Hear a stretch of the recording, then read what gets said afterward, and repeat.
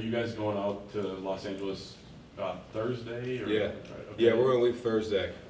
Last year, the West Coast trip to Washington, we felt like a little groggy, a little slow start. The guys played well, but felt like it just needed a little time to, talk to a lot of people in the offseason. Obviously, having Wink here, NFL background. So we're gonna leave Thursday. We're gonna do everything normal on Thursday. I know guys probably want to leave early Thursday, but they need to go to class.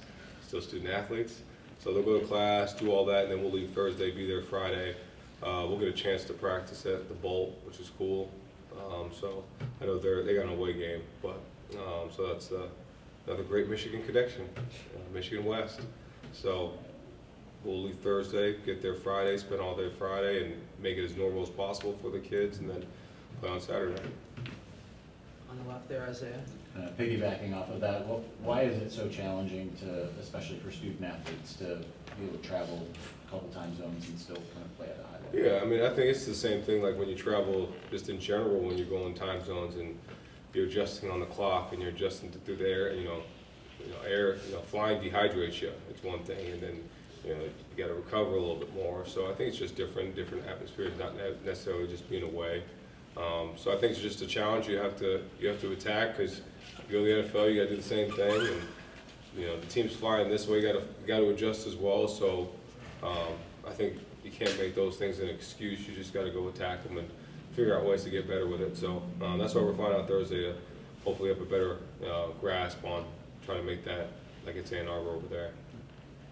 On the right here, Tony. Yeah, before one about USC, I just had one about this past weekend. I mean, obviously, people talked about the drops, but also, Donovan making plays, Andrew making plays, so there are guys who can do it. And Bryce has showed touch and layering passes in as well. Yeah. But it feels like some of his passes underneath come in pretty hot. Do you see that at all, or is there any discussion about maybe some of those? I mean, I never played receiver or tight end, but I know our guys don't make an excuse about where the ball is and how it's coming and all that. We just know we got to make the plays when they're there, and if you hit your hands, you should catch it. So Bryce will continue to get better and touch and all that, and all those things, but he seems pretty accurate to me. So we'll just continue to emphasize the accuracy of the football and us being consistent catchers. But yeah, I mean, to add the Donovan McCulley career game here. I think first receiver over 100 yards since Purdue in 23. Just continue to make big plays, doing what we thought he could, and doing it at a high level, making some acrobatic catches, some high point catches, yards after catch, and then same thing with Andrew Marsh, kind of what we echoed what we thought was going to happen, and played consistent, played fast, played physical. So happy with how those guys played, and Samaj had a drop, but he also had some really big plays, and all those guys are really stepping up. So excited for the group and what they're doing. And then as far as USC, you guys have already played a couple very potent offenses. Mm-hmm. Statistically, this might be the best of the bunch, I guess. What do you see in your early scout? Yeah, explosive. Kai Lemon is explosive as any receiver you'll see in the country. Jacoby Lane, same, big, strong, physical.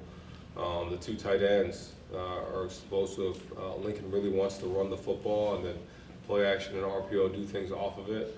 And then the quarterback does a really good job of taking care of the football for the most part. I think that was his first pick in the last game against Illinois. So we got to do a good job of really controlling the line of scrimmage up front first. And they've got a really good O-line, but I feel like we've got a really good D-line. So it's going to be a battle. It's going to be a four-quarter battle in the Coliseum, which we're really excited about. After what he did against Wisconsin, is it fair to say that Andrew Marsh has earned more opportunities moving forward, and who else is in that battle for that third spot? Yeah, 100%. He definitely has earned that right with 4 catches for I think 80, and 4 targets on those 4 catches. So yeah, absolutely, he's earned all the right to continue playing, continue to do what he's been doing, and we'll see. It's still open competition for everybody else. Channing will still compete. Obviously Samaj is in there competing. Kendrick Bell, Jamar Browder's a guy where we think we've been talking about him, about how his ability. So we can see him start to get in the mix a little bit. So we'll see this week and how those guys compete. But yeah, 100%. Andrew Marsh has definitely earned the right to be a starter and play.